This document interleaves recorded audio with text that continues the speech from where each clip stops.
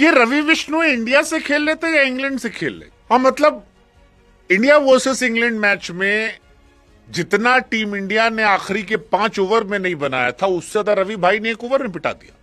लगभग उतना जितना जैकब बेथल ने 30 बॉल में नहीं बनाया था, उससे ज्यादा रवि भाई ने पिटा दिया। और रवि भाई का स्ट्राइक रेट जो था वो इंडिया वर्सेस इंग्लैंड मैच में इंडिया और इंग्लैंड सभी के जितने खिलाड़ी थे उनमें सबसे जबरदस्त था। मतलब 24 गेंदों पे रवि भाई ने 60 रन पिटवाए। लेकिन हमारे मन में एक सवाल आ रहा था कि भाई अपना क्रिकेट खेल रहा था या सांप सीढ़ी, क्योंकि जब बॉलिंग करने है तो ऐसे आता है, ऐसे शुई और फिर शुई और फिर शुई और फिर पी। मतलब हमको समझ नहीं आया कि भाई इतना घूमने टहलने की जरूरत क्या है, सीधे जाओ सीधे फेंक के आ जाओ। हालांकि रवि भाई को यहां लाओ, ये क्यों लाओ?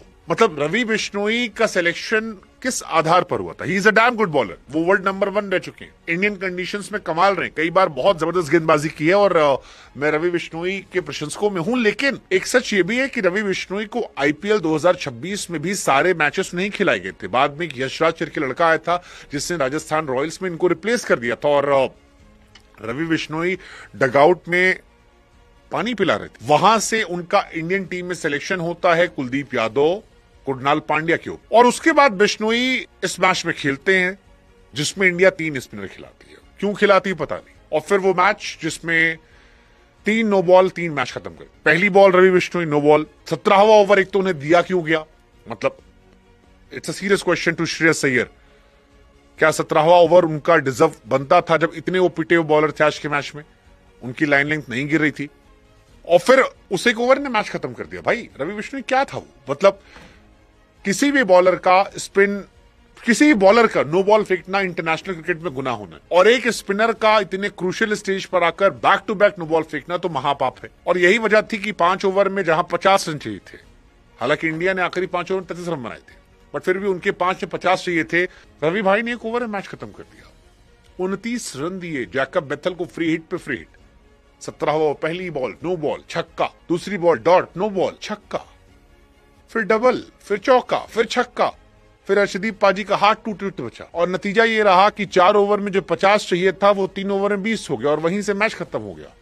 रवि भाई 4 ओवर में 60 देकर चले गए। और फिर मैं कह रहा हूं, क्या रवि बिश्नोई का सिलेक्शन वाजिब था?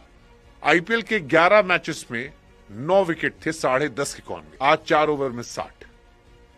मुझे नहीं पता किस बेसिस पर इंडिया में सिलेक्शन हो, किस बेसिस पर हो रहा है पता नहीं। आरसीबी जैसी टीम जिसने ट्रॉफी जीती है 2 साल से, उनके एक प्लेयर का सिलेक्शन नहीं है, एक प्लेयर का, ना कुणाल पांड्या, ना आकिब नबी डार, ना रजत पाटीदार, जबकि ये सब की जगह डिजर्व दा भुवनेश्वर कुमार। किस आधार पर ये सिलेक्शन हो रहा है मुझे नहीं पता, बट श्रेयस अय्यर और गंभीर की टीम ये मैच हारी इस ओवर की वजह से।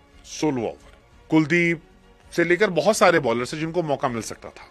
रवि बिश्नोई फिलहाल जिस फॉर्म में, आई डोंट थिंक वो इंडियन टीम के आसपास अभी फिलहाल होनी चाहिए। अगर आप आईपीएल में अपनी टीम में नहीं खिलाए जा रहे हैं, आपसे बेहतर प्लेयर आईपीएल में मिल रहा है, तो फिर इंडियन टीम में किस आधार पर आप ला रहे हो? क्योंकि अय्यर को तो आप आईपीएल के आधार पर लाए, वैभव को आप आईपीएल के आधार पर लाए, प्रिंस को आप आईपीएल के आधार पर लाए, फिर इनको क्या दिख कर लाए? और क्या वो ओवर शिवम दुबे का नहीं होना चाहिए था? It's a serious question. 4 over 60 run, England जीत गई, इंडिया 20 ओवर 190। एक तो हमारा लोअर मिडिल ऑर्डर खत्म है यार, बैट्समैन ही नहीं है, और फिर बॉलिंग अगर ये, और बाकी एक्शन ये। आप बताओ क्या उनकी जगह बनती थी?